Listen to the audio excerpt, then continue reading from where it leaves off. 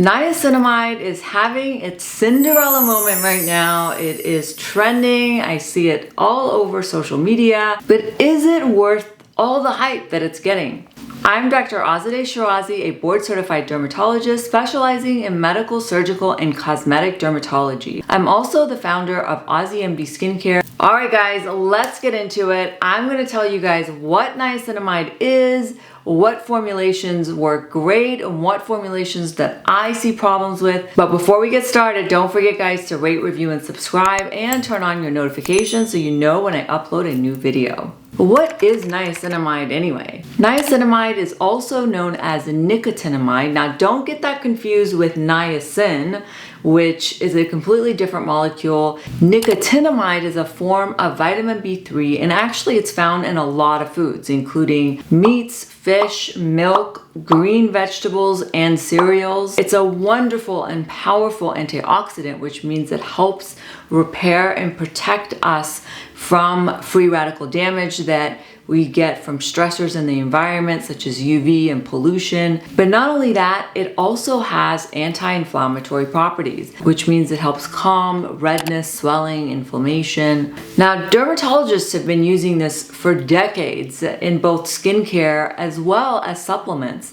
I know I tell my patients that experience a lot of non-melanoma skin cancers to take niacinamide 500 milligrams twice a day, because there's been research that has shown that it may help protect against sun damage in non-melanoma skin cancers. It may also have some anti-aging benefits because niacinamide is one of the precursors to NAD+, which is an important molecule that plays a role in cellular longevity and regeneration. You may be hearing of people doing NAD infusions and IVs to help reverse aging, but nicotinamide is a precursor, and you don't have to have any shots or anything to get that into your body, but it's an important precursor, so it's the building block for NAD+. Niacinamide also has the ability to brighten your skin and help with pigmentation, and that's because it stops the melanosomes that are in melanocytes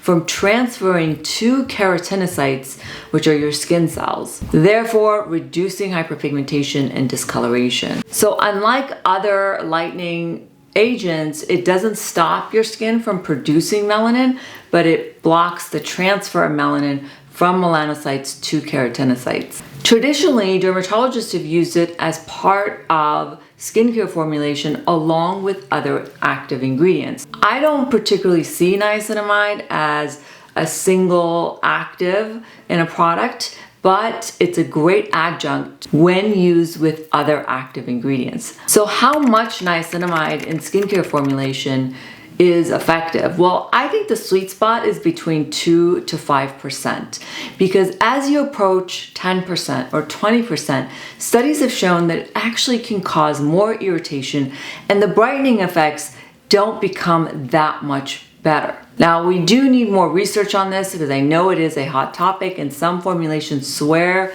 that their 20% or their 15% niacinamide doesn't cause any irritation.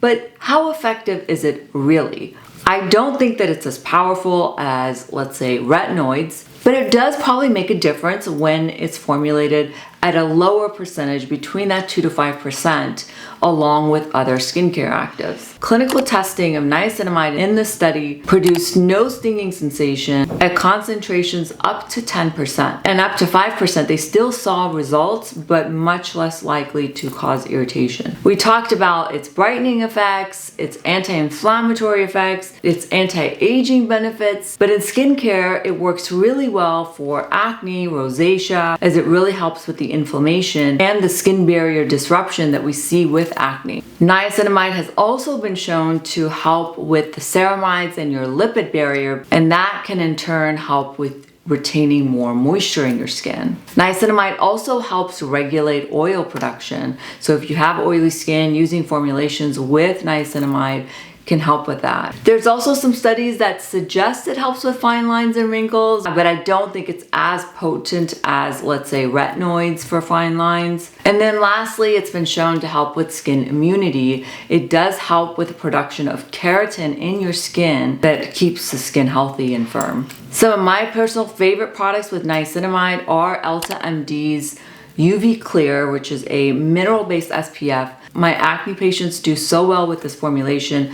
The niacinamide can help with acne and reducing inflammation and breakouts. Niacinamide is a favorite ingredient in moisturizers. I particularly love Restore because not only does it have niacinamide, it also has resveratrol, as well as ceramides and caffeine to help with the brightening effects, green tea polyphenols, stem cells. So there's a lot of other ingredients that work so well with niacinamide that I think that's really how it should be used, is in with other actives rather than a standalone product. I know The Ordinary has a 10% niacinamide. I'm not a huge fan of this formulation. I do see a lot of people come in complaining of breakouts because of that formulation. I just think it causes some irritation in the skin, and it actually makes some people's breakouts worse. Now, Paula's Choice has a 20% niacinamide, and a lot of patients surprisingly do well with that. Again, formulation is key because sometimes the way it's formulated, it can make a difference. La Roche-Posay makes a 10% pure